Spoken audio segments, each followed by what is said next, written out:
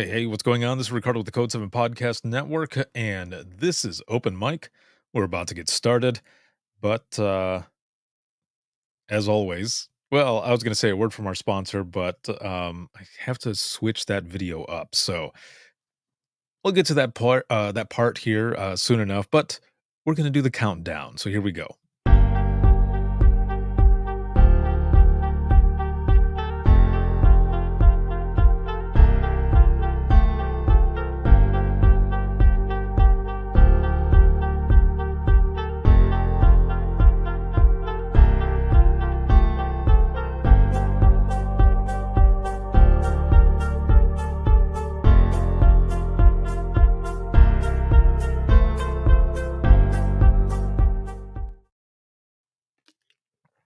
Of course, right when I'm taking a drink of water right before we get started, it comes right on. So, yeah. Welcome back, everybody. It is October 27th, 2024. And as always, there's a lot going on. This live broadcast is sponsored by In Digital, a leader next gen core services. And a big shout out, as always, to subscribers of the podcast. Thank you all very much. I wouldn't be able to do everything that I do if it wasn't for all of you. But of course, all of you who are watching, supporting, sharing, all of it. Thank you. I'm excited to be here with all of you. I am fresh back from Nena, Mexico. Nina, Mexico. and there's a lot to talk about. But as always, when we are coming on here for Open Mic Live, I want to check in with all of you. How are you doing? How are you feeling? On a scale of 1 to 10, 1 being shitty, 10 being awesome, how are you doing? Throw in a number, say hello, roll call. Where are you at right now? Where are you watching from? I'm coming in already at like an 8, man. It has been great. It's been an excellent week, great weekend. Just been hanging out with the family, doing a lot of stuff with the kids. Uh we played Monopoly today for like 3.5 hours, 4 hours, something like that. Holy hell, was that a long time? My daughters and I playing. And my older daughter, Lola, was the one who ended up winning. Like I landed on one of her properties that had a hotel on it, and I got destroyed. It was like $1,400, dude. $1,400. And I thought, huh? Like, what? Took all my loot. I even mortgaged all of my properties, yo. All of my properties, and I couldn't pay for it. I'm gonna take this jacket off because it's actually kind of warm in this room.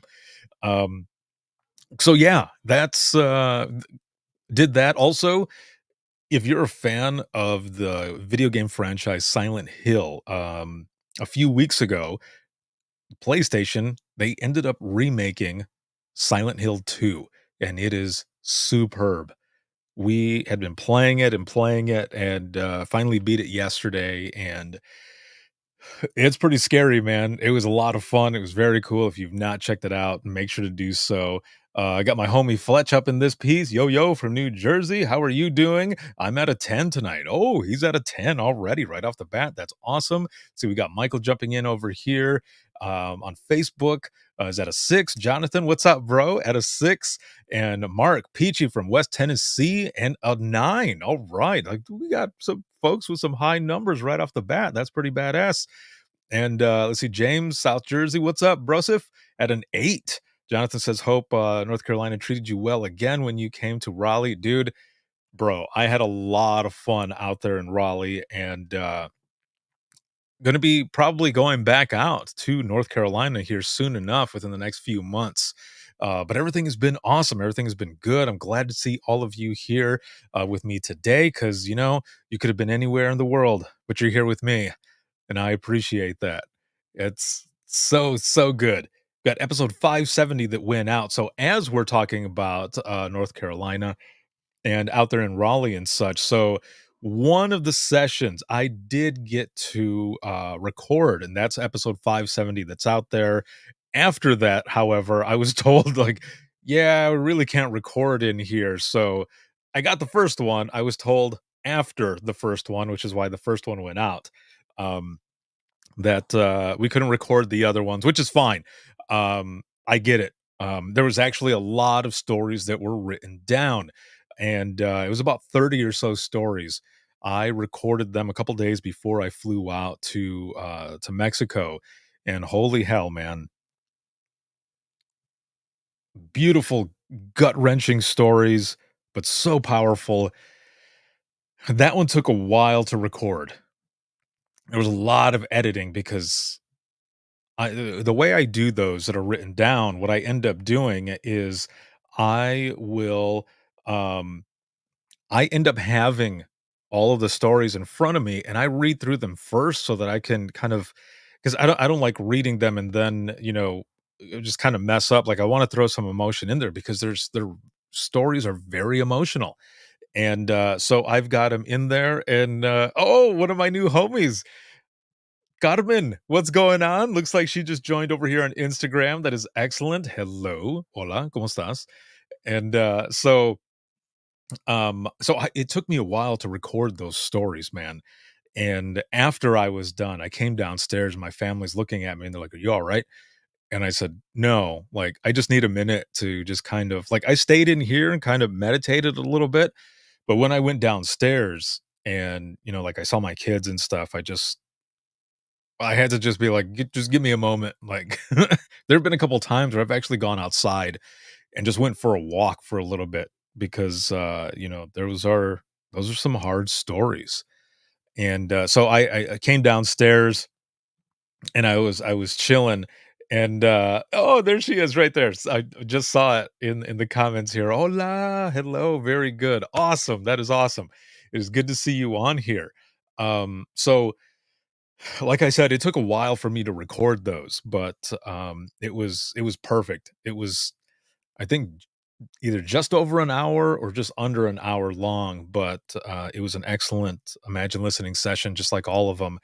And, just listening to it back and recording those stories, like, I was transported back to that room recording all or talking with everyone and sharing those stories. So thank you, Raleigh, once again, Raleigh Wake 911 for everything and everyone in North Carolina for everything that I've been able to do out there. It has been amazing.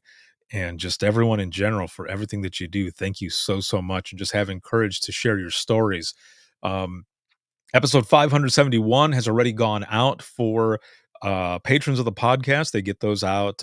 Try to do it a week early. Sometimes it's a couple days early, but that's mostly because I'm traveling like crazy and teaching and such. So sometimes it's not a full week.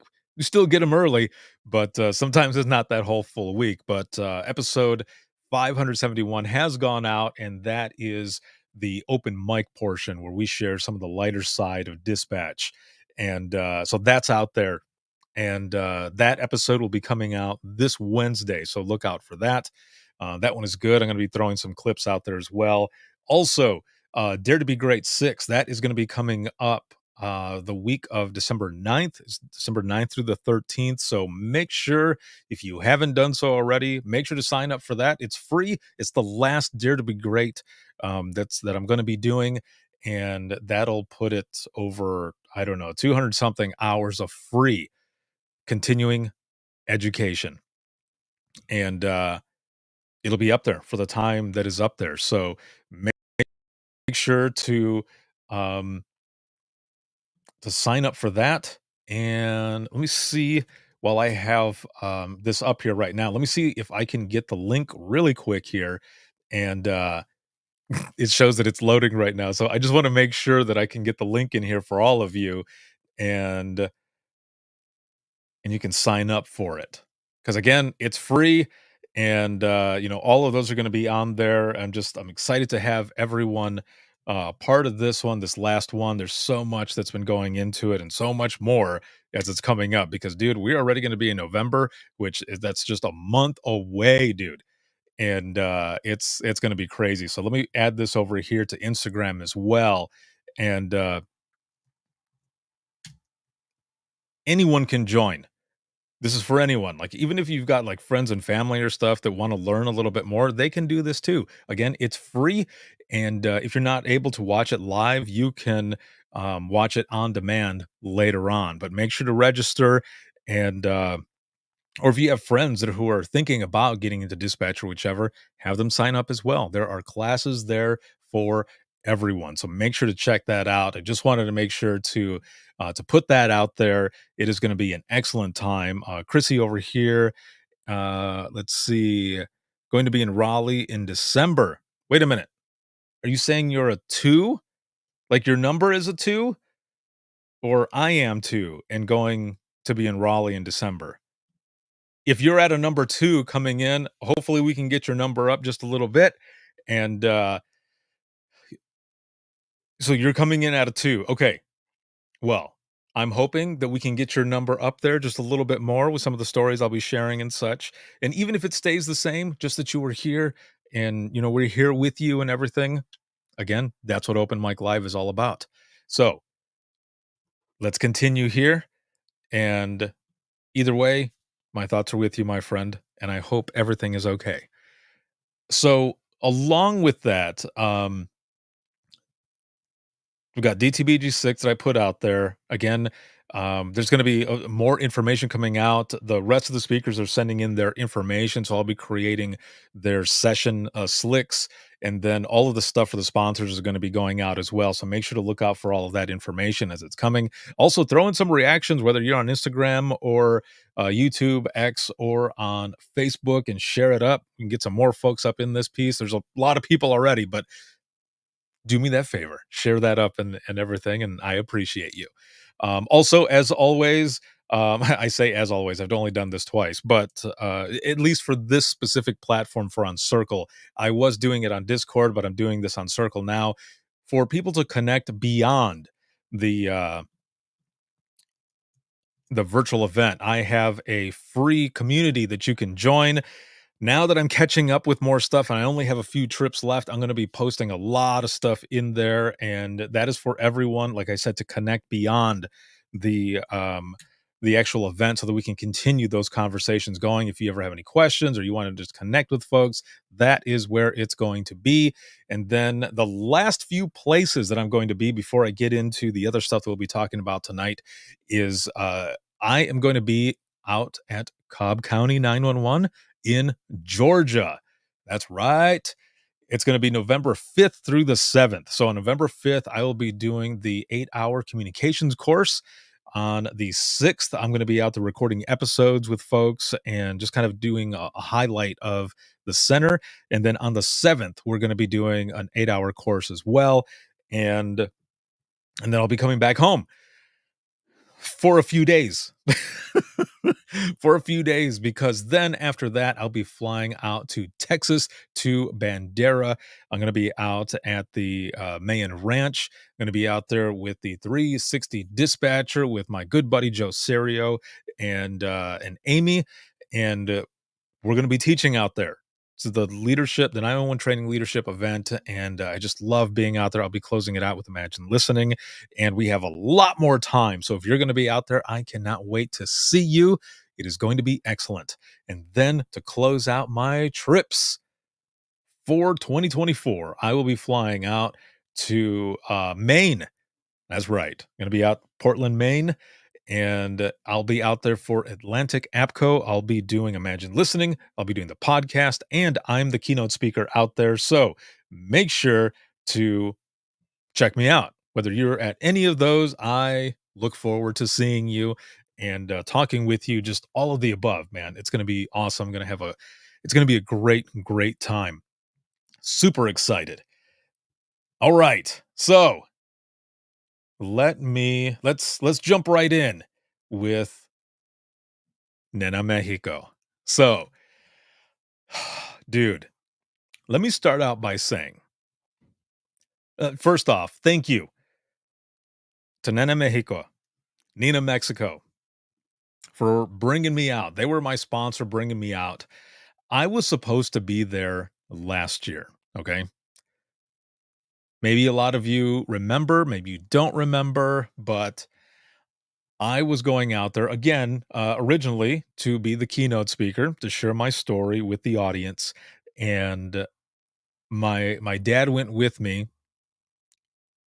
to kinda be my translator as well because I know Spanish.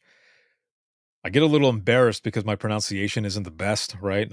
But also it's because I learned English first, alright? I learned English first. And the Spanish I picked up just from kind of talking with my grandmothers and with my parents, but mostly my grandmothers because they only spoke Spanish, and we needed to figure out how to communicate. So so that's what I learned. And yes, yes, Carmen, yes, we do have a podcast pending. So I so I was get I got nervous because I was like, man, I don't know how this is gonna go. And because it was gonna be all in English, right? But they were telling me, everyone who was out there, like, "Don't worry about it. Everyone's gonna be wearing, the headphones for translating, so don't worry about it." And I said, "Alright, alright." Well, that one last year, when we were getting ready to fly out, my dad and I, we stayed in Detroit, okay? We stayed in Detroit because I that's where I fly out of, is Detroit. It's a lot cheaper, and the majority of the flights are nonstop. There's no connecting. This one, however, there was a connecting, okay? And there was a hurricane that had developed, and we didn't know how close it was going to be, okay? Or how bad rather it was gonna be, because it was supposed to hit right at Puerto Vallarta. And that next morning, it was early in the morning that we were flying out, and my dad goes, "Dude, I," well, he didn't say dude, but he goes he goes, "Mijo," which is like son or boy, he goes, "Mijo, I don't know if this is gonna work. Like, I don't know if we're gonna get out there." And I said, "Yeah, I'm not sure either. We haven't heard anything." So we take off, right? Halfway, okay? Halfway to Mexico City, which is gonna be our connecting, we end up getting or I end up getting an email. Jamie Jones, what's going on? Hey, hey, hey, jumping in. I end up getting an email from Aeromexico saying, yeah, your flight's delayed. There'll be another flight when you arrive. And so make sure to check in to get your ticket. And I was like, all right. So when we landed, my dad got out and the turbulence was just crazy already. And he goes, so what happened? I said, our flights are delayed. So we went to go get our bags, and the bags weren't there. So we're like, okay, we'll have to figure out where they're at. And we go to one of the kiosks to ask what's going on, and they said, well, your it just got canceled. We're like, oh damn. Okay. So now what? So they told us that we were going to have another flight. Well, then that one got canceled, and then there was a third one. That one got canceled as well. So we're stuck in Mexico City. Plus, we can't find our bags. Well, we finally tracked those bags down. Like, we were searching for hours. We finally track them down. We end up getting a room at a Marriott that was about 5 or so minutes from the airport, and which was a really nice Marriott, actually. And we went to have dinner. We were just having dinner there in the hotel. And as we're sitting there, we're watching like football on one side, and we're watching the news on the other side, and we're watching the hurricane come up. Now, it ended up hitting Puerto Vallarta at a category 4, dude. And all I could think was, well, prayers to everyone who's over there right now. But I'm glad that we're safe where we're at the moment. And I was part of a text group. So I was watching, I was reading rather everything that was going on, and they're like, "You need the the ceiling, the glass ceiling to, like, where the courtyard is, ended up crushing and fell in." Like, they're going through it as we're sitting there eating and, like, watching the news that all of this is going on, and, they end up sending more messages saying, "We need to get to a higher floor," because then, like, the first floor was starting to flood a little bit. We're like, "Holy crap." So the next day, we're trying to fly out because I thought, Let's try it. Let's see if we can make it still." Nope, no one was flying over there. And then Nathan Lee of the Nissan Relief Foundation, I think he was flying in the following day. So he was able to make it there, but we couldn't go. So we're talking to the folks, and they're like, we'll just get you here next year, which was just this past week. No hurricane issues this time, which was awesome. Now, we did have a connecting for the first on the way there. My dad went with me again, and it was hilarious, okay? It was hilarious because we fly out of Detroit early in the morning, we get to Atlanta, okay? We get to Atlanta, and we're hauling ass. Like, it's set on the app, it said we were gonna have, like, 55 minutes to get to the next flight. Nope, it was like 20 minutes. We had to hoof it. We were running, but there was enough time, okay? There was enough time that we were able to use the bathroom. And I told my dad, I said, I'll be right out. Like, he'd already gone to the bathroom. I was waiting for him, and then I was going in because there was a line. And I told him I'd be right out there. And look, Jamie says, Dad doesn't need to be travel partner. He wanted to be there to see me speak. He's never seen me speak before. And it was really cool, and it was important to him and to me for him to be there. So it was really good. It was good to have him there because also, like I said, he was translating for a lot of other things too. Um, but so I sent him a message and I said, I will meet you at the gate. So as soon as I was done, I started hauling ass to the gate, which wasn't too far. And so I get over there and I'm looking for him and I can't find him. Cannot find him at all. I'm like, what the hell? So I call my dad and he answers the phone and he's like, "Hey, where are you?" And I said, "I'm I'm at our gate," which I think it was like 8:31 or 8:37. It might have been 37, something like that. And I said, "Where are you?"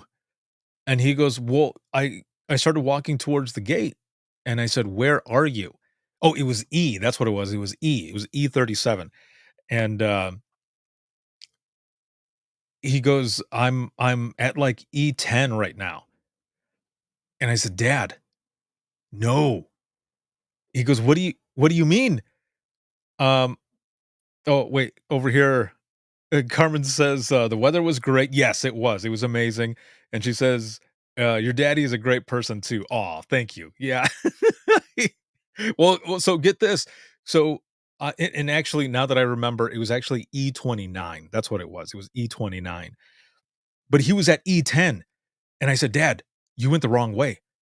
And he goes, "No, you said it was E7." And I said, "No, no, I didn't. It was E29." I said, "You were supposed to turn right and you turned left. You're on the way other side." And he goes, "Oh no." He goes, "I'm gonna miss the flight." Because they were already boarding. Luckily, we were boarding towards the end because because we didn't get our flights until almost like a week before or something like that, 2 weeks before. So we were like gonna be the last zones to get up there. So I'm on the phone with him and he's like, "I already turned around. I'm walking back," and I can hear him like he's panting.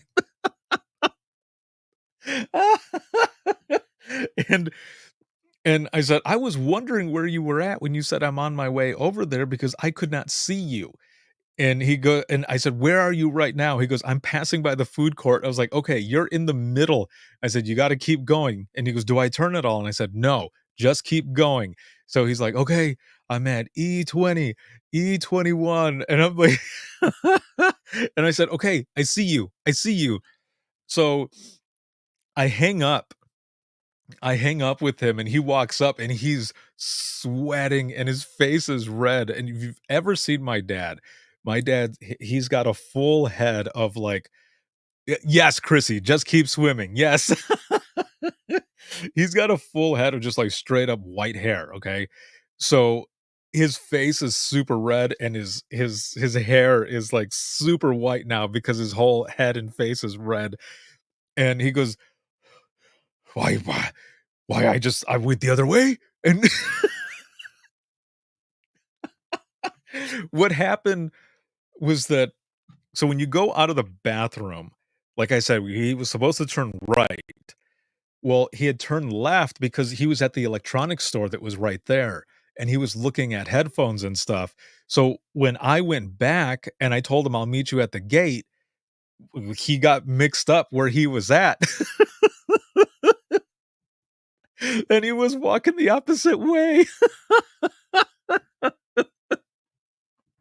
I could not believe it, man. It was so, so funny. Yeah, my dad gets lost there, in Atlanta. We ended up making the flight. It was fine. Like, when he got up to me, there was still one zone ahead of us, so it was completely fine, but had he continued going and went all the way over there, dude, that would have been something. Jamie, so I always tell people, if you know the show, That 70s Show, my dad is Red, and I'm Foreman. See, he's the Mexican Red. So if that gives you any indication of who, what, and how, like, what my dad's like, that's my dad. My dad is Red. He takes no shit, lots of pride, and will put a foot in your ass if he needs to. Um, so, so it was so funny, man. And so we're getting ready to get on and stuff, and he looks back at me and he goes, "I'm so glad you called. I don't think I would have made it." Oh, man, it was so funny, dude. It was hilarious. So then I was giving him crap about it later on. So we take off from Atlanta, okay? And it's about 2.5 hours from Atlanta to Cancun. That's where we were at. That's where the conference was in Cancun. So we arrive at James says, in Philly to get an earlier flight, I had to go from A terminal to F terminal. Thank goodness for the people movers. Right, dude? Yeah. Sometimes you have to shake and bake to get through there because you're not going to make it. Like, if you're not bobbing and weaving, shaking and baking, whichever in the airport, you might not make it. Let's see. Jamie says, "Okay, I know you and your sisters, but I haven't heard much about dad. Love it. Red is my fave in that 70 show." That's my dad. That is straight up my dad. So, so we get to Cancun, and I was in this, I was in this chat group with a couple other people that were going to, three other folks that were going to the conference. One of them was basically like our guide. His name was Juan. His last name is Chapa, but everybody just calls him Chapa. So Chapa, thank you for everything. That dude is my homie. Thank you, man. I appreciate it. Chrissy over here says, I have been stranded in Seattle twice, including my last trip to North Carolina. Oh, dude. Oh, yeah, that sucks. Getting stranded in the airport, not fun at all. Not fun at all. Um, in the group though, so it had already been decided that we were going to all take this one specific shuttle, and we were supposed to meet at Terminal 3, okay? Well, when we after we went through customs, um, and got our bags, there was no other way to go except for out. Like, if we went left, like, there were guards there. And, so we had our bags, we're like, "Well, I guess we're just gonna go out and then, like, go across or whichever." So the terminal that we came out though, Chapa had sent us this message, and it had a picture, and it said, Nena Mexico on it and the conference, and, this so there was a guy standing out there with the sign, and he said, "There'll be a guy standing out with this sign," and showed us the picture, and it was the exact one. And, Carmen says, "Saludos a Chapa, say hello to Chapa." Yes, yeah, that dude is awesome. He was so cool, he was so much fun, and he knows all the places to eat. So much good food over there. But here's the thing, we were in the wrong terminal.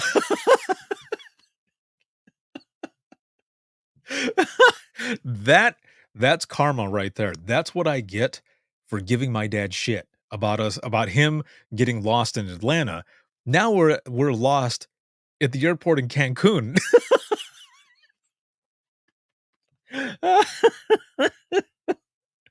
And my dad goes, "Well, I don't know.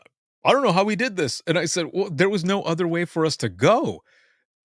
So we're out. I think we were at Terminal 1 instead of 3. And but we saw that guy there with the same sign, so we said to him, like, "There's a guy out here, there's, like, 5 of us that are supposed to be taking this shuttle." So then I call him up, I call up Chapa, and I was like, "Dude, we're out here," and he goes, "You were supposed to come to Terminal 3, we're over on the other side," and I said, "No, I know." I said, "But there wasn't another way." I said, "There's a guy here with the same sign, with the picture that you sent, same, shuttle company and everything." Well, wait, Jamie says, "Show me your tat again." Is that new? No, I've had it for a few years now, like 3 years, I think. Hashtag I am 911 with the thin gold line in it. It's like it's done in, like, almost like a brushstroke type. Um, I have it on a T-shirt, and, I think it was, like, my 8th anniversary. So, yeah, 3 years ago. So, on my 8th anniversary of being out of dispatch, I went to get the tattoo done, and when I made the appointment, the guy said, "Well, come in on July 22nd." I said, "Are you for real?" And he goes, "Why? What's wrong with July 22nd?" And I said, "It's that is the anniversary of me being out of dispatch." And he goes, "Dude, it was meant to be. It was meant to be." And so that's when I went and got it. Let's see over here. Carmen says, "I want that tattoo." I'll send you the picture that I created that's on this because I have this on a t-shirt and everything as well. And when I was putting it together or trying to think of a tattoo to get on my forearm, I thought that would be the one. So there it is. So I can send that to you so you can check it out as well. Um, so we're trying to figure out what to do while we're there. And thank you, Jamie. I appreciate it. And Chrissy as well. And Carmen for wanting to get the same thing. Like I said, I'll send you the picture if you want to check it out. So we're talking to the guy, and he goes, "Well, let me call the company." But then I called Chapa, and I had him talk to the guy. And so we're waiting by one of the cars, and I said, "The dude said that you guys were gonna come and like the car was gonna bring you to where we are at, and then we would all go together." And he's like, "All right, well, we'll figure it out because that's not the way it was supposed to be originally. But if they're gonna do that, then that's all good." And I said, "All right, cool." So we're waiting and waiting and waiting, and it is, like, super hot, okay? It was hot, and we were sweating outside, like, it was, like, 86 or 87. It was beautiful, but when my dad and I left Detroit, it was, like, 40 degrees, so it was pretty cold, so we had warm clothes on, and, so it was hilarious, um, 'cause we're standing there sweating, but we're sweating even more because we basically screwed up the plans of what was supposed to happen. So we tell the guy because he goes, "Terminal 3 is just right over there. It's right around the corner." And, like, we could see it from where we were, and the guy goes, um, "Just get in the van, and we'll go to where they are at, and we'll pick them up, and we'll just go to the resort." And, my dad goes, "Well, we can just walk over there," and he goes, "No, actually, you can't." So we it wasn't that it was like a rule. There wasn't like some protocol or something. It's the fact that they're blocked off. Like there's one terminal outside of it that's like a section to itself, and then you have to actually get in the car and go to the other area. Like you can't walk there is the thing is what I'm getting at. And you can't go back into the airport. Once you are out, you're out. And Chapa had told us the same thing. So the guy's like, "Just get in the van, we'll go over there," and we did. So we got in the van and we started driving, and I look at my dad and I was like, "Yeah, there was no way we would be able to walk over there. We would have had to, like, jump over a fence, a couple of fences." So, yeah, it was not gonna happen, man. But we got over there where all of them were, And I was on the phone with Chapa and stuff, and I was like, "Dude, I don't see you." And he was like right in front of me. I didn't see him. He had different facial hair than from the last time I saw him, so I didn't even recognize him. So I get down and I was like, "Bro," and he's like, "Oh, there you are." So we all end up getting in there and we're driving. It's like 15 minutes from the airport to the resort, and it was gorgeous, man. But dude, it took forever to it took forever, um, to get through that because customs didn't even take as long as it took for us to find the damn car. Like, customs was easy. Like, I walked up and here's the funny thing too, is that there were other folks that were walking up and they were getting tons of questions. And then my dad walks up, gets through there like nothing. And then the girl calls me up and she's asking me what I'm there for. And I said, I'm here for this conference. I'm going to be speaking, for 911 and stuff. And I showed her a picture of the event and she's like, "Oh, okay." Signed me off and that was it. It was like not even a minute and I was out. But there were other people who were still there trying to get through. And I was like, "Yeah, there we go. Public safety. We got through." 911 or 911 or 911. I heard it said a few different times, or a few different ways, I mean. Either way, 911 is all I'm saying, but we got through there really easy. Oh, wait, James over here says, "Like planes, trains, and automobiles when Steve Martin had to walk back to the rental counter when the rental car wasn't in the parking lot, he rolled down a hill, walked across the runway, etcetera." Yes! That's such a good movie, with John Candy and everything, man. Gotta love that one. So let me see if I can put this up on the screen. So we get there, right? We get there and we're going to check in and everything. And like I said, we were sweating and stuff. There was a lot going on. And boom, we walk in. And this is immediately what we see. Oh, wait, Chrissy says Cancun Airport is confusing. I was there September 5th through the 11th. Yeah, dude. Um, Jamie says somebody called 911 shorty, fire burning on the dance floor. Yeah. Yeah, that's right. Burning on the dance floor. Exactly. So we walk in to the hotel or to the resort rather, and this is what I see right away. And I'm just standing there in awe. I was like, this is gorgeous. This is an all-inclusive resort, which was kind of weird because I'd never been to an all-inclusive resort like that before. And so for that to happen like that, uh, let's see, Carmen. Oh, Carmen says the heat was horrible, and she says the view was worth the wait. Yes, yes, for sure. She goes, it took us 1 hour to find a vehicle to go to the hotel. It took you an hour? Oh, dude. See, I wish we would have met already. You could have just ridden with us. We had tons of room. Oh, I'm so sorry. But I'm glad you made it there because like this that I'm showing here, it was gorgeous. But like I was saying, I've never been to like an all-inclusive resort or anything like that. So, um, like some of the restaurants that we went to, like we ate, especially the first one. We had dinner that evening that we got there, which would have been on a Tuesday, this past Tuesday, and we got up and left. Like a couple people left a tip and stuff, but we got up and left. And I looked at one of the people there and I said, "We don't have to pay." I was like, "This feels weird," and they go, "It's an all include like, it's included already. You already paid." I went, "Oh, that's right." But it felt weird, man. Like, it felt weird to just get up and walk away. I look at my dad, and he said the same thing. He's like, "We're not who paid?" And I was like, "We did." I was like, "We already paid," because it's an all-inclusive resort. Now, there were a couple restaurants there that you had to pay more for, and so it was like a steakhouse, and I can't remember what the other one was, but there was 2 of them that you actually had to pay a little bit more. Otherwise, all of them Carmen says, "You felt like you were stealing." Yes, I did.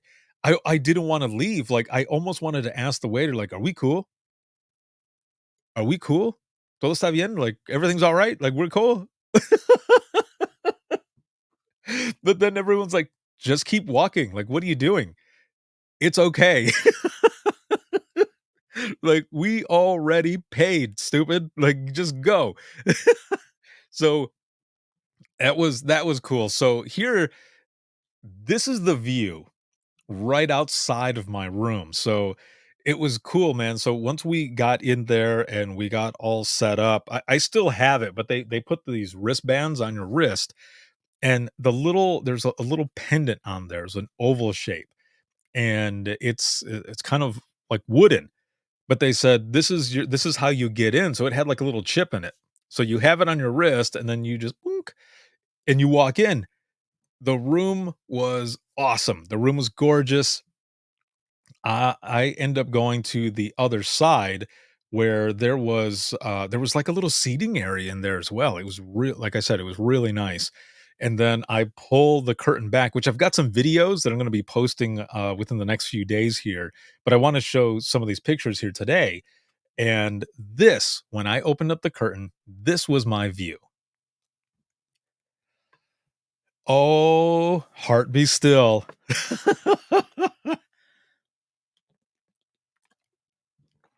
That was nice, man. That was really nice. So, like I said, this was the view. Just pulled my curtain back. This was my view right outside my window, and it was gorgeous. My dad standing there, like, "Wow," and I said, "Yeah." I was like, "That is superb. That was outstanding." So that was really cool. That was nice to see. And yes, it was. It was beautiful. And then at night, this was the view at night. So, I mean, this wasn't outside my window. We ended up so that first night they had like an opening event, like a lot of conferences do. And so my dad and I had gone out to the event. We were hanging out and stuff, and then we were coming back because I know I've mentioned it before, but I'll mention it again. If there's an event that's going on the night before I have to speak, I don't stay out a lot during that time because I need to prepare. And I know it's a talk that I've given many times, but I still get nervous. I get nervous all the time right before I talk. But then as soon as I start talking, it goes away. And it's more of like an excited, nervous type, you know? And so I told my dad, I said, we'll go and make an appearance. Like, we'll be out there. Like, we were out there for like 40 minutes. So it was more than just an appearance. We were out there for a while talking with people and stuff. But we ended up going back, and then I just sat there on my laptop just kinda going over things. But while we were out there before we ended up, going back inside the resort, this was what we saw and, had to get a picture of it. Yeah, dude. Yeah. That right there, gorgeous. Super gorgeous, and I it speaks for itself. It looks fake. It looks fake, right? But it wasn't fake. Like, that was where we were standing, we were just getting pictures, where it was at and stuff, and we just kinda stood there and took it in because it was hot, pretty hot during the day, and also super muggy in the rooms until you turn the AC on, of course. Um, but it was with the wind blowing and everything, it was outstanding. It was superb, it was beautiful, and we stood out there for a while just kinda talking and just kinda taking it in. So it was cool, and, it was awesome, again, to have my dad there with me. So, the next day, okay, it's the day that they're gonna be doing the opening, and I'm already like, I'm in my head. I'm, like, focused, I'm ready to go. Now, the thing, though, is that so everything started at a little bit after 9. And they did their opening, which was really cool to see.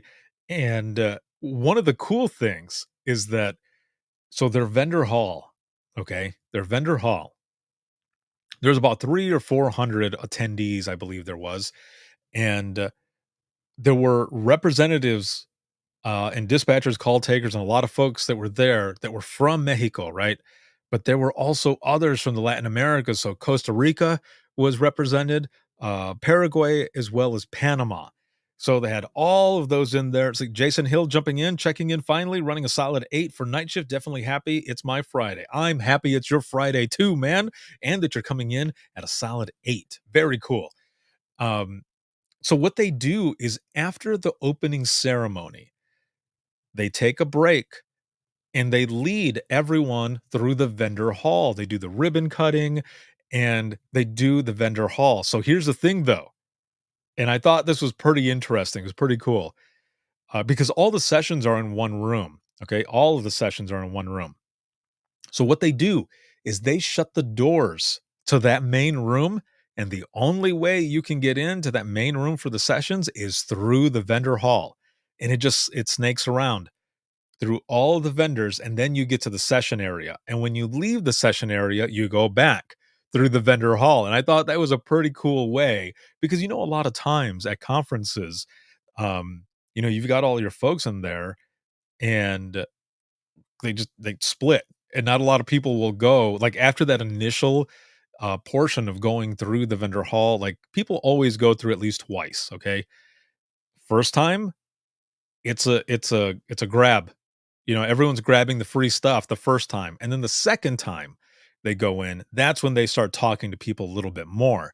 Well, at Nana Mexico, that was different. You have to go through the vendor hall. And Carmen says it was it was so tiring. Yes, it was actually because you have to snake it all the way, and it doesn't seem like it's that big. Like um it's a good size, but you have to go through all of it to get to the session room, and in the same way all the way back so that, they can make sure that those who are sponsoring, like, they get their time, and they've got folks that are there pulling you in, giving you free stuff, and, Chrissy says, "Shoot, that's where I get my souvenirs." Yeah, exactly, that's yeah. So it was cool actually that they had it that way. I thought it was pretty interesting. I kinda liked it the way they had it. So as everyone is over there, I'm getting ready, okay? And I'm just standing there. They've got me mic'd up. I've got my Britney Spears microphone, and I'm doing my tests and stuff. And I'm like, oh man, I don't know how this is gonna go because this is essentially like a brand new audience. I'm in Mexico. Like I've never shared my story before, and of course, I want to do a good job. And the organization brought me back out because the culture is different over there. Not a lot of people are talking and sharing the way we are. And this didn't really start a lot until about 2016 when the I Am 911 movement exploded. And not that it was just that, but it was a big portion of it as to why everyone, like all of us, like mental health and wellness started really picking up. And a couple of years ago, when I was at the Texas conference in Galveston, there were folks like Chapo was there, a gentleman named Manuel, who's now the new president of Nena Mexico, and another gentleman named Jairo. And they heard my keynote there, an emergency landing, the one about the airplane that I did, and they loved it. And I talked to them afterwards, and they were like, "We need you to come here and talk to our folks because we want to start changing the culture as well and start sharing a lot of their stories." So I was feeling the pressure because I wanted to do a good job. Let's see. Jason over here says Montana APCO NINA conference last year and the year before had enough room to have the vendors in the room where the sessions took place. Oh, that's kind of cool too. I like that. You have them all um, bundled in there. So then also the vendors, they get to learn a little bit more about what dispatch does, which is what I love. So I it's my turn now. There was still a bunch of people in the vendor hall, but they were starting to, come over to where we were at in that main room, and so they were filing in, but, one of the girls that was there, she's telling me, "We need to just go ahead and get started because we're running behind now," and I was like, "Alright, let's go ahead and do it." So they give me the intro, and it was awesome hearing my, like, bio and stuff being read in Spanish. I was like like, "This is really cool." Like, I'm digging it. So, I'm gonna show you this, and what's funny is that the picture, I'm up there speaking, but my eyes are closed, of course. My eyes are closed. So, I'm gonna post it tomorrow, but, my eyes are closed. So, that kinda makes it a little bit more funny. Alright, let me put it up on screen here. Boom, there it is. So this was really cool as well. The way the stage is set up, the 3 different monitors, but the main big one, okay, that was set up really cool. So I'm up there and I start sharing my story because that's what I was there for. I was there to share my story, but also to tell everyone how important they are, how powerful they are, how much power they have in their voice and their story and how much that their story matters. And also with the message that I have been putting out there for years, like all of this I've been saying for years, but especially the fact that one voice can change the world. And I started out that way by sharing my story and going through it and such, but in the end what I end up saying is like I'm not talking about me at this moment. I'm talking about all of you and how your voice can change the world, how you can make a difference. So I'm going through my story, right? And talking and such. And I threw, you know me, I love to laugh. And there's some pretty heavy parts in my story that I share. So I throw in some humor in that as well. The hard thing, though, was that, of course, with any talk, there is technical difficulties. Okay. There are technical difficulties. And from where I was standing, and the fact that um, the computer that had everything was all the way on the other side of the room, the clicker that I had, and I have one with long range, but for whatever reason, it wasn't connecting right. So I would be going like this. Every so often, I would have to do that, and it kind of slowed the pace down a little bit. Like I was still doing good, and the flow was still doing good. It's just some of the images weren't showing up that went along with the story, and then it would show up. But it was still a lot of fun, man. I had so much fun up there, and I'm going through it, okay? And I share one of my first stories that is pretty heavy. And there was a group that was sitting close. And actually when I mention one of the main pieces of this story, I hear like the whole room gasping. And I'm like, "Oh man." Because when I had spoke to Chapa before I went in, before I did the talk, I asked him, I said, "So, like, what should I expect?" And he's like, "What do you mean?" And I said, "Well," I said, "You've heard some of my stories before." And he goes, "This is gonna be eye-opening." He goes, "It's a different culture here. And to hear your story and to hear the way you did the movement and how all these people are sharing story, this is gonna be something that they haven't heard." And, he goes, Just wait. You will see." And I said, "Okay, okay. Sounds good." So I made sure to tell everyone to make sure they had their headphones in for the translations because I was gonna be doing it in English. But, they said my name and everything, so I was telling them I told them this in Spanish. I said, "I know, I know." I said, "You hear my name, and my last name, and you're probably thinking, 'Well, he's Mexican, right?'" And then I go, "Yeah, I am Mexican." And then I say, as I'm talking, in character as somebody else saying, "Well, he speaks Spanish, right?" And then I'm like, "Yeah, I speak Spanish, but oh, just a little." And then I go, "Well, a little bit." And then I said, here and there." But I'm saying all of this in Spanish and I'm laughing and everybody's laughing with me and stuff. But there were chunks of the talk that on the fly I was throwing in, I was saying things in Spanish. So I was going back and forth. For all I know, the person who was translating was probably like, "Bro, for real? Like, what are you doing right now?" Like, you're going back and forth. So it was a lot of fun. It was so fun to be able to go back and forth, between English and Spanish, giving this keynote, and, just the the emotion that, everyone was having during this talk as well. And, this is the first time that my dad had heard me speak. So he was sitting second row, and it was my dad and my two friends, April and Melanie, were there. They're with National Nina here in the States.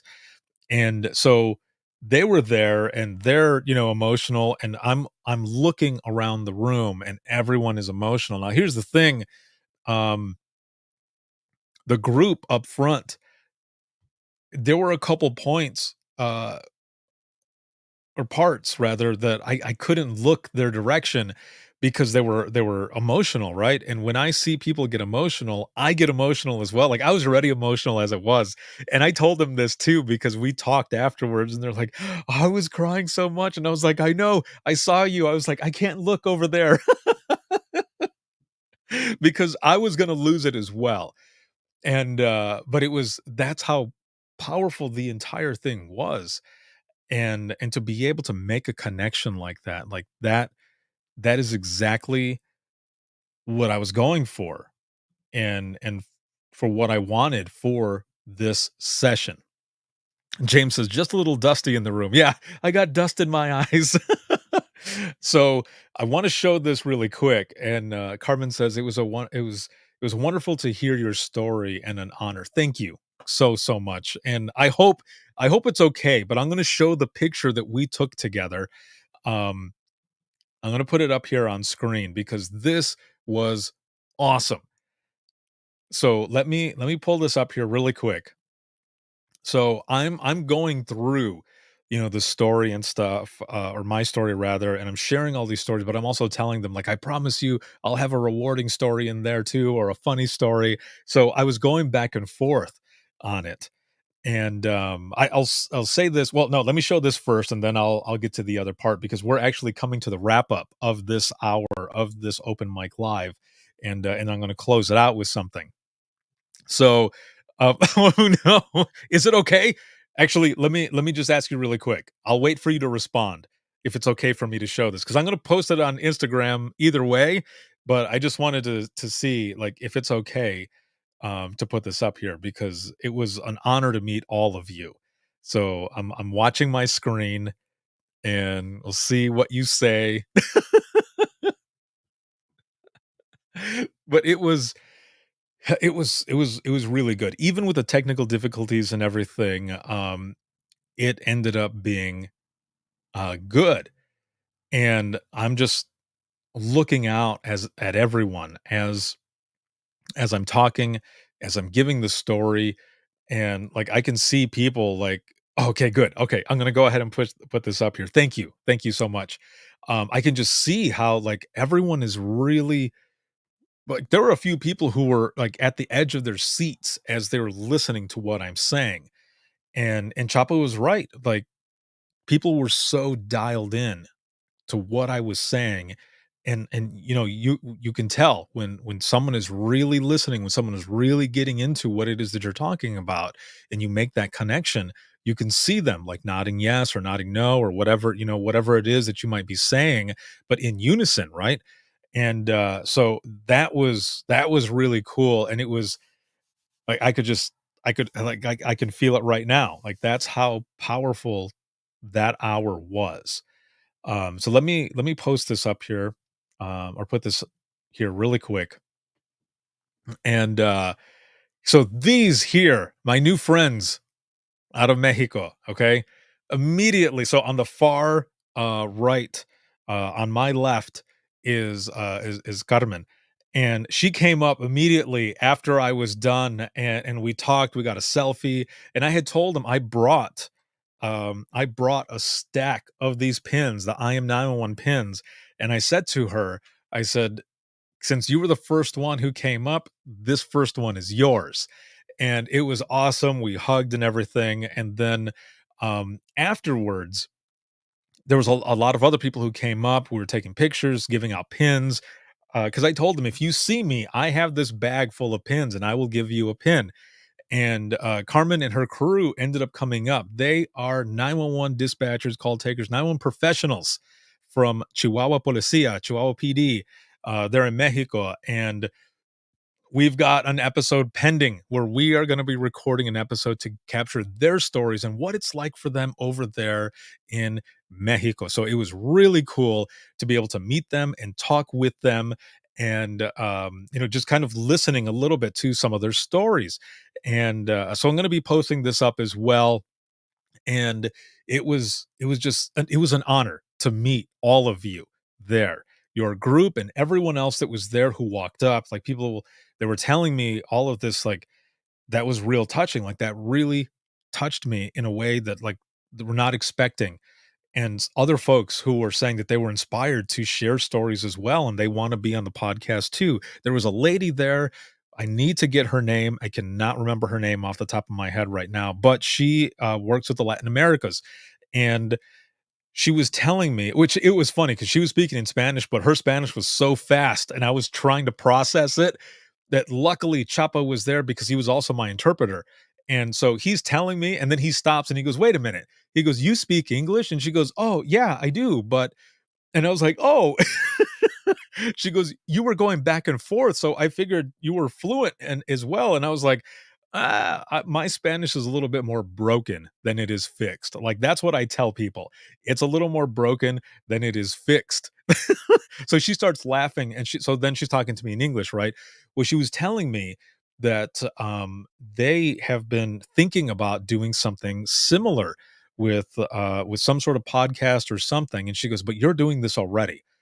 So we want to see what we can do together to push your mission and what you're doing, not just in Mexico, but to Costa Rica, to Paraguay, and Panama, and do translations on some of the episodes as well. So get ready, because there's going to be a lot of big things happening. We've got meetings set up, and we're going to be recording episodes, and I cannot wait. I cannot wait. This is Carmen says, "What a beautiful photo. It takes me back to that day we met you." I know, me too. Now I've been looking at these pictures. I showed my kids too, and I said, these folks came up, and a lot of other people came up, and it was such a good moment. And I loved it. So, so many big things that are going to be happening, and just really pushing stuff, and it's really exciting, man. So I'm so glad that I was able to get out there, and Carmen, for you and your crew to be there and to meet you and to talk to you and to continue to talk with you and everything. It was just awesome. And being out there, it was just one of the coolest things, and also a big inspiration for me in general to continue to perfect my Spanish. I was working on it already, but I want to be able to go back and, like, really, really be able to speak. So I'm already going through and learning so many different things. When I got to the very end, I had that same information that was up there from the picture that I showed from me standing there about your story. And that piece, I had said it in Spanish as well. And I had not planned on doing that. I had not planned on it. I just did it. So it was just like on the fly. I was going back and forth with a lot of different things. And especially when I told my story about taking the call of when my grandmother passed away, like, a lot of folks that were there, that were, again, eye-opening, powerful, just emotional. And when I was talking to Chapa later, I said, "I saw the folks over on the right side." I said, "But I'm not sure how the folks on the left side, how they enjoyed it." And he goes, "Oh, bro," he goes, "you didn't hear it, but everyone in back of me, like, there was not a dry eye in the room." And I was like, "Oh," I was like, "Holy cow." I was like, "Okay." He goes, "This is exactly what we needed and what people needed to hear, that it's okay to open up, that it's okay to talk, that it's okay to share your stories and how important they are." And that's what I was doing there, telling them the way I've been telling everyone for years, how important you are, how much power you have in your voice.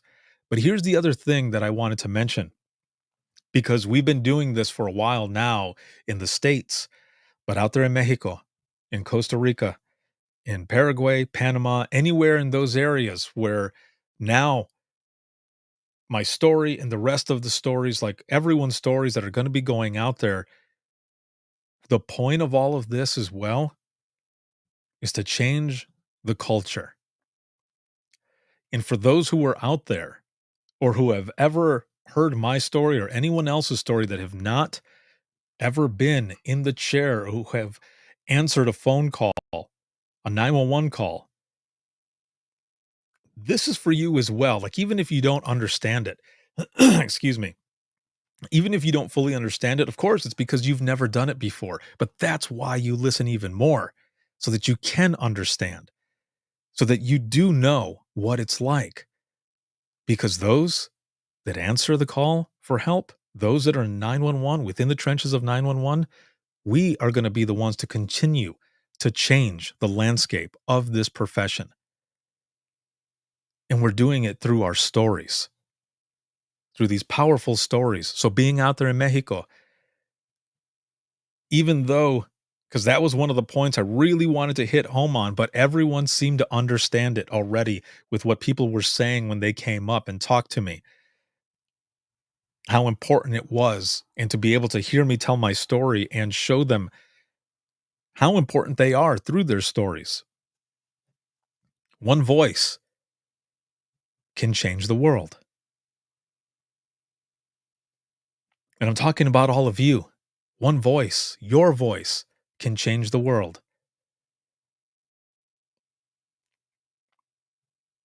You can. And for those in Mexico and the Latin Americas, una voz, tu voz, puede cambiar el mundo. Somos nosotros que vamos a cambiar la cultura de 911. It is all of us who are going to be the ones to change the culture of 911. Con las historias, with our stories. That is how we're going to continue to do this, and doing this all together in support of each other. That is how we are going to continue to do this. We've been doing it for a while, and now it's spreading even further. And being there at Nena Mexico and sharing my story, man, that was an honor. Carmen, meeting you and your crew and everyone else that was there, that was an honor. Thank you.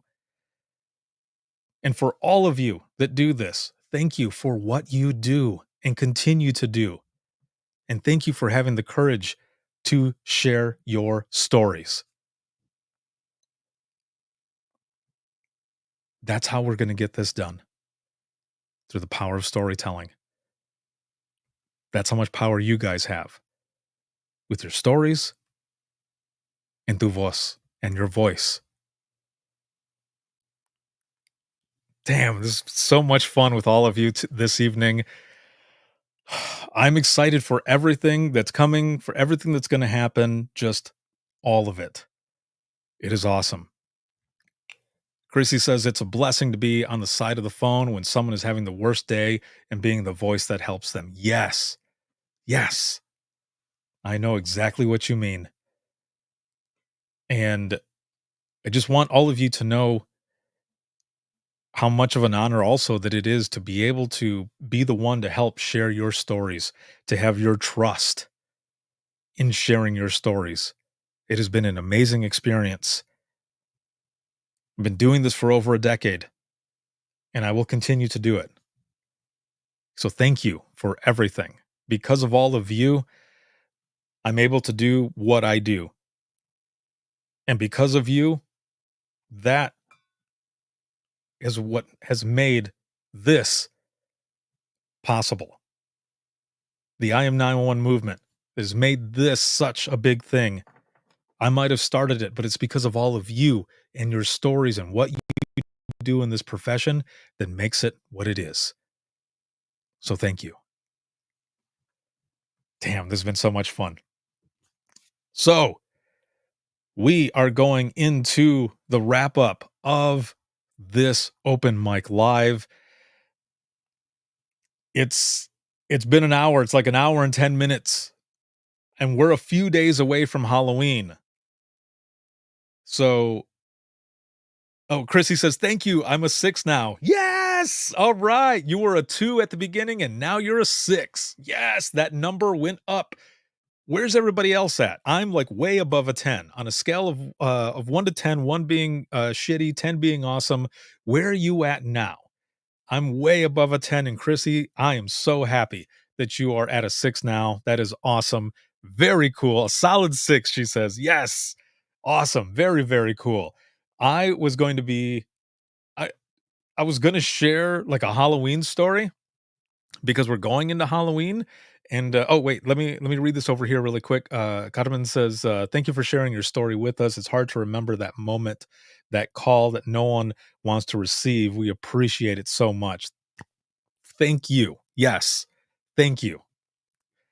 It is hard, right? It's hard sometimes to remember a lot of those. Sometimes we bury them, and but then sometimes they come back, and when they come back, hopefully, we're ready to talk about 'em. When people are ready, of course, right? When you're ready to talk about them, that's what I'm talking about, and we're all here together.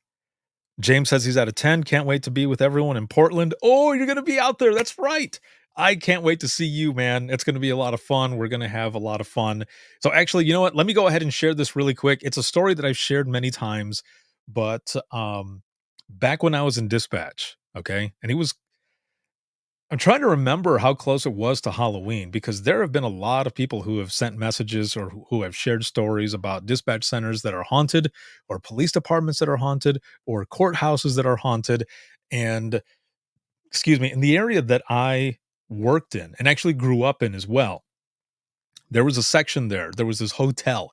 It was called the Yellow Hotel. And it was the reason it was called the Yellow Hotel was because, like, people could see it sometimes, and it was like a putrid yellow.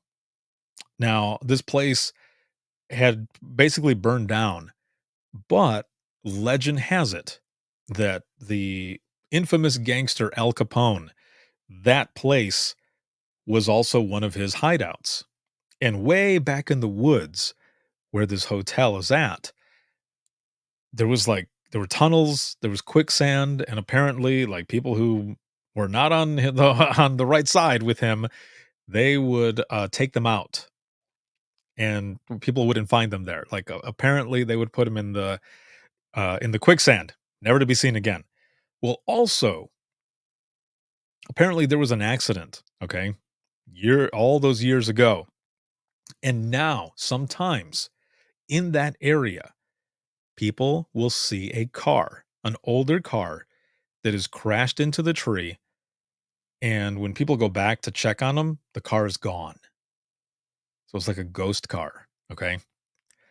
And the crazy thing is that, um, one time we're in dispatch, we're getting ready to leave from our midnight shift, and we had been talking about this a few days prior, and I'm on radios, and we get a phone call from one of the wreckers, and they're like, "Hey, I just want to let you know I'm going out to pick up this car in such and such area." And the people who called it in, they checked on like, they said it was an older car, looked like it'd been there for a while. There was no one around it, no lights on or anything like that. So I'm going to go and check it out. So we put it out over the air. And one of the officers that worked the area that was heading home, he's like, "I'm not far from there. I'll go and check it out." Well, he keys up on the radio and he says, "Central, um, go ahead and cancel the wrecker. There's no car here. I'm right in the spot that they said. There's no car here, and I am just down the road from the Yellow Motel."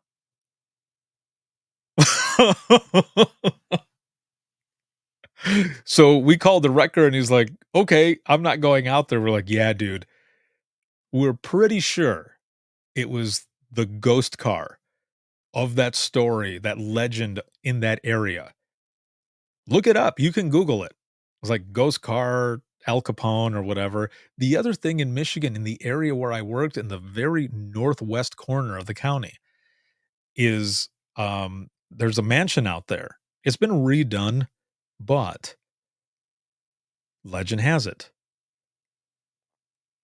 and you can look this up as well, but that mansion apparently was an asylum at one time, and these melon heads, as they called them, were let go, and they still roam the woods today. I'm not joking, man. Like, right there in that area, there's, like, open land, but there used to be an old prison there, and people used to go in there and stuff, and they would say that they would see and hear things. Well, they ended up knocking it down, but up until the point that they knocked it down and the time that I left, like, there was nothing there. The phone line would still call into dispatch. It was called the 80-man building. Look it up, man. You can Google it. Melon Heads of Michigan. Look it up. You'll find it. It was around the Felt Mansion. Felt. Frank Edward Lincoln Tom. Felt Mansion. As far as I know, they still get phone calls from that area. And there's nothing there. The mansion is there. That is still there. I've walked through that mansion. You can look that up. People have gone out there to do paranormal stuff, and they feel the presence of the people there in that mansion. And I have felt it as well. I won't go back to the place. They have weddings there now, but it is still spooky as shit. So there you go. That's something for you to look up.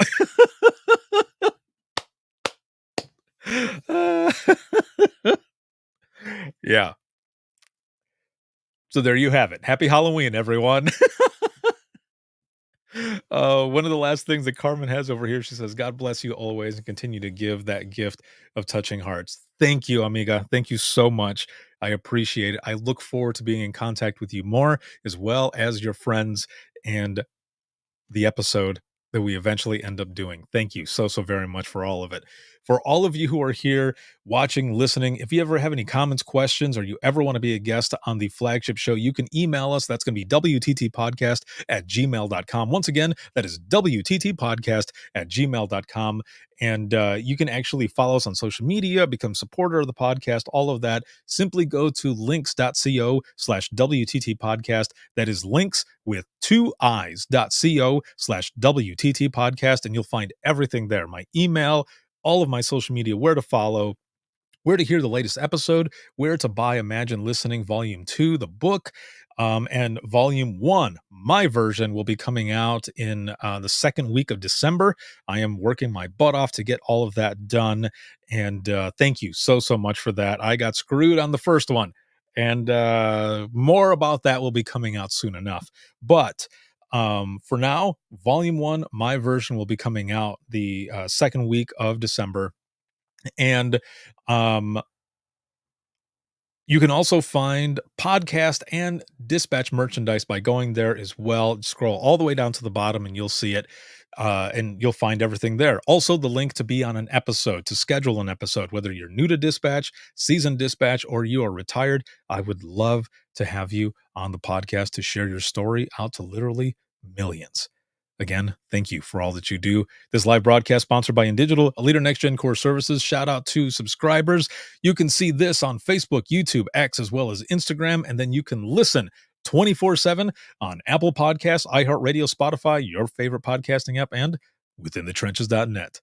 Have a good one, everyone. Happy Halloween. Be safe. I love you all, and we'll see you all in the next one. Peace.